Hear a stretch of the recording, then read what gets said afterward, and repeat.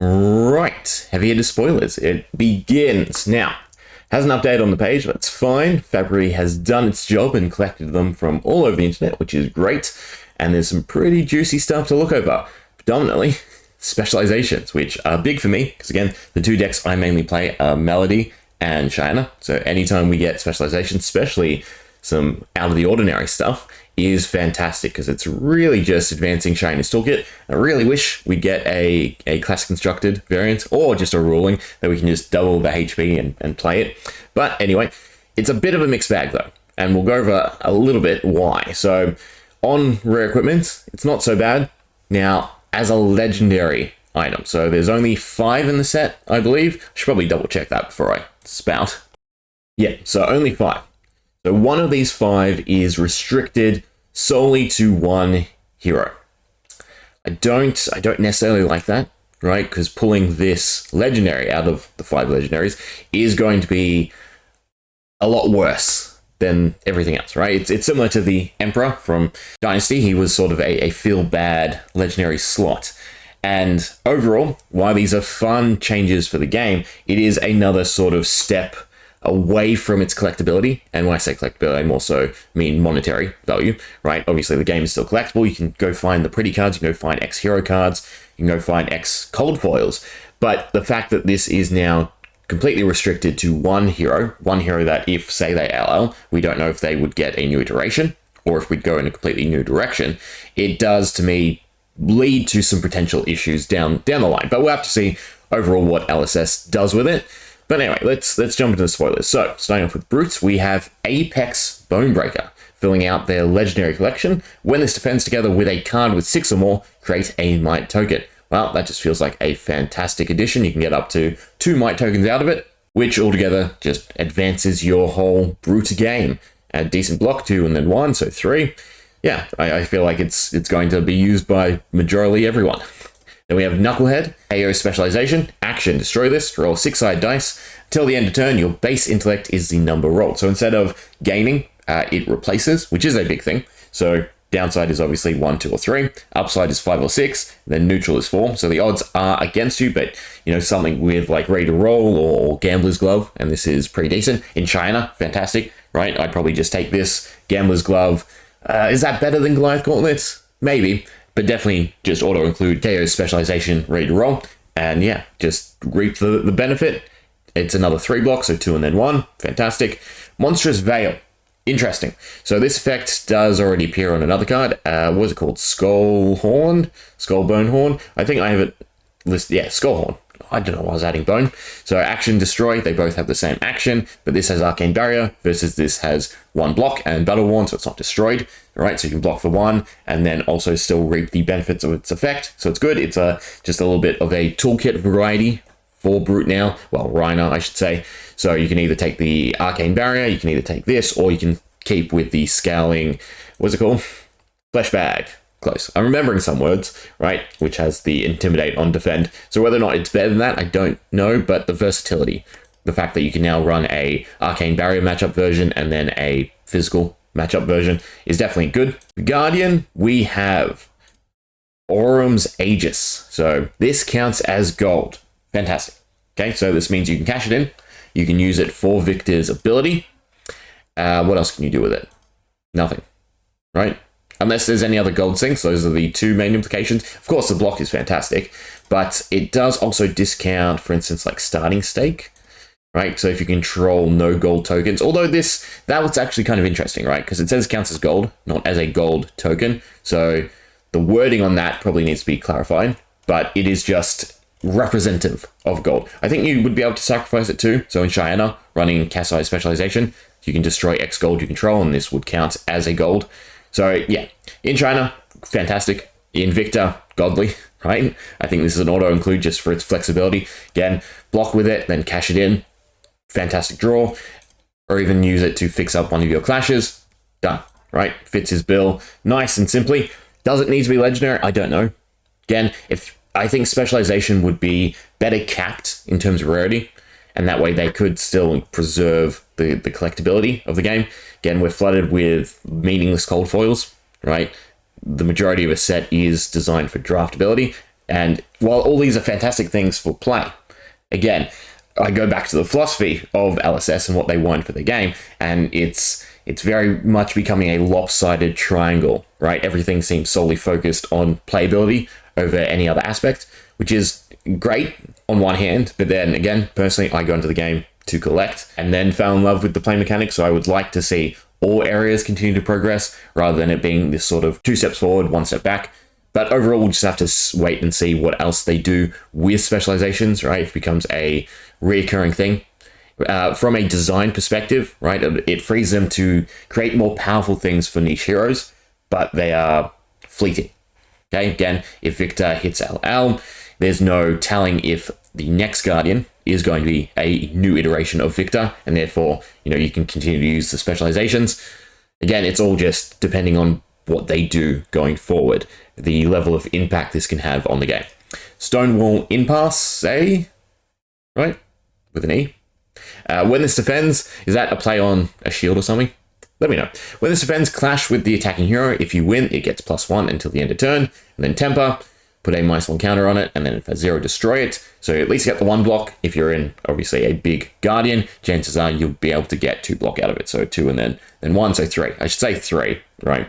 3 block overall, 2 and then 1, which is, again, pretty high value for equipment. That's pretty much the top floor at the moment. Stand ground. If you control a might token, gets +1. Control a vigor token, gets +1, and then temper. In Guardian, I think this is nice and easy. So I think they're competitive enough, right, over Civic Step and giving your opponent Quicken. I do have to refresh my mind. Is that how it works? Whenever this defends, create a Quicken token under another hero's control. Yeah, okay. So when you defend with it, you have to give your opponent Quicken.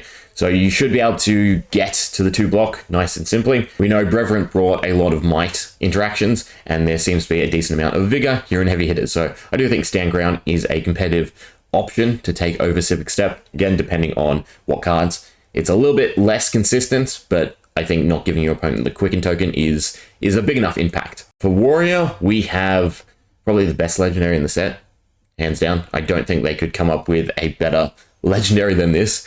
Grains of Bloodspill.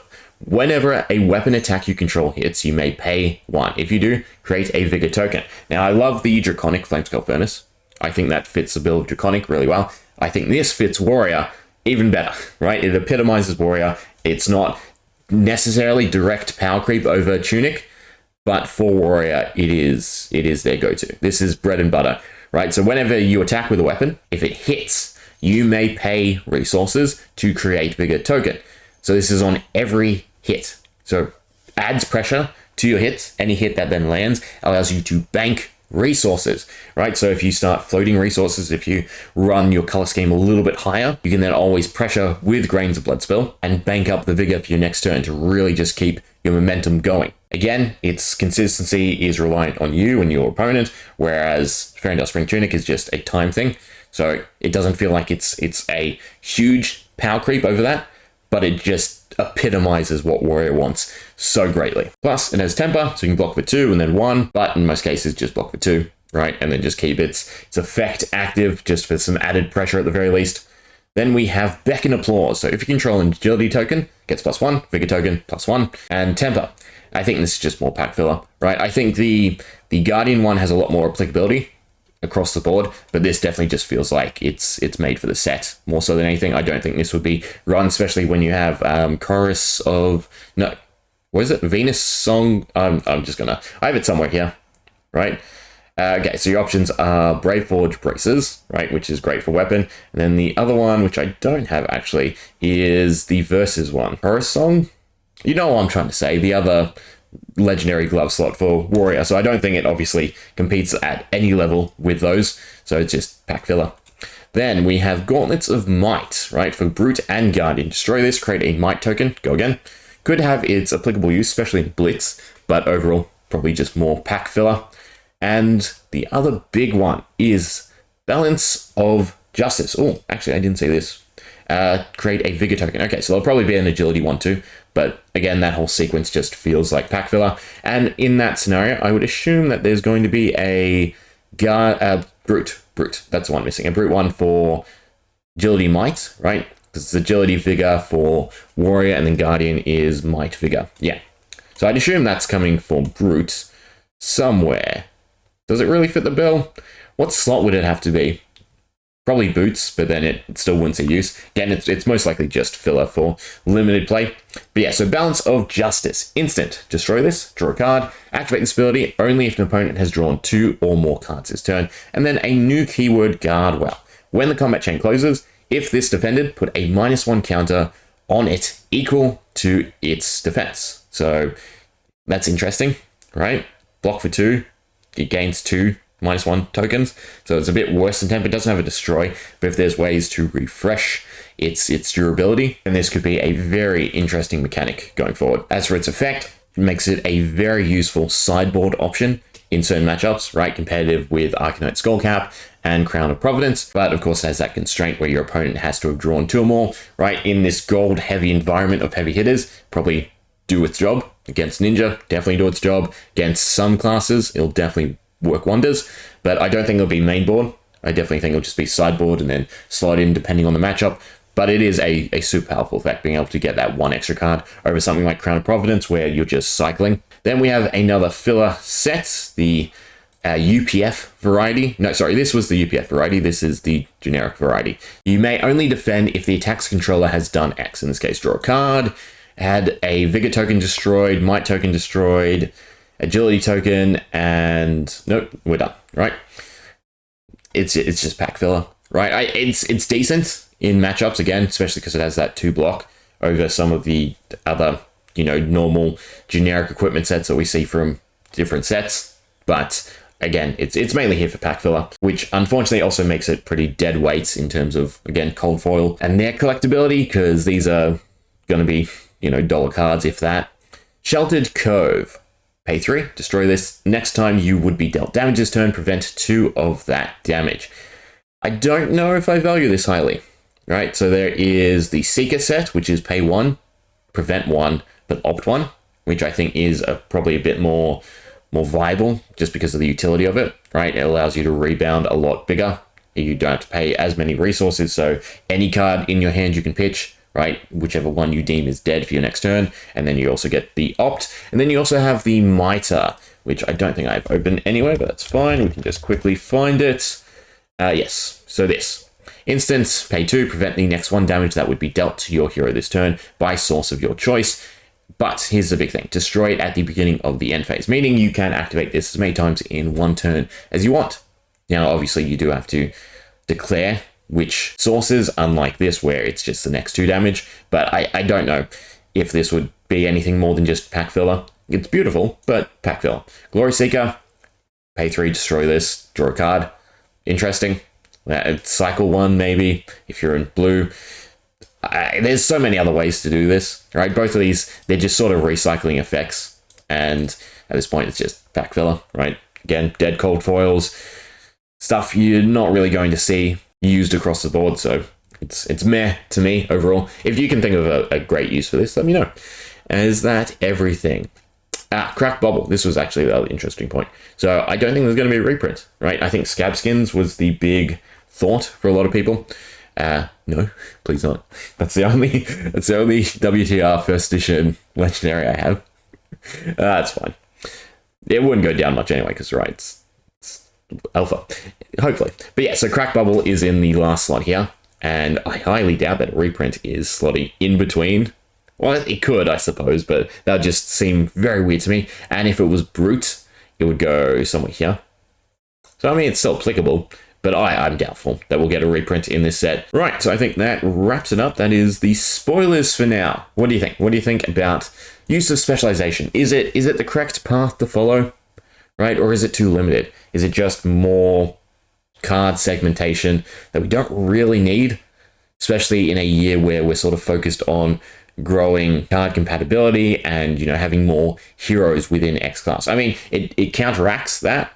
You could print 10 different heroes and you could make sure none of them power creep by introducing specializations like this. But I don't know. I feel like it's good for design, but it is bad for the collectability aspect of the game, right? Just it creates more things to wade through and overall reduces the utility of cards going forward, right? Again, Kaio leaves play, Rhino leaves play, Victor leaves play. Are we going to get those exact heroes back so specializations work, or are they just dead cards at that point? Again, every time I talk about utility, Classic Constructed to me is the main format of the game. Like, Living Legend is not a viable format to promote card utility, or I should say maintain card prices, nor is Blitz, really. So unless it has recurring use in Classic Constructed across different heroes, across different classes, or easily when a hero is reprinted, I don't value its utility as much. But anyway, those are my thoughts. We know. Super excited for Shiner. God, Knucklehead, Gambler's Gloves, the Shield, a Flail, and just War Maiden with Kassai specialization, Olympia specialization. It's going to be a fun deck. Bring it to Classic Constructed, please.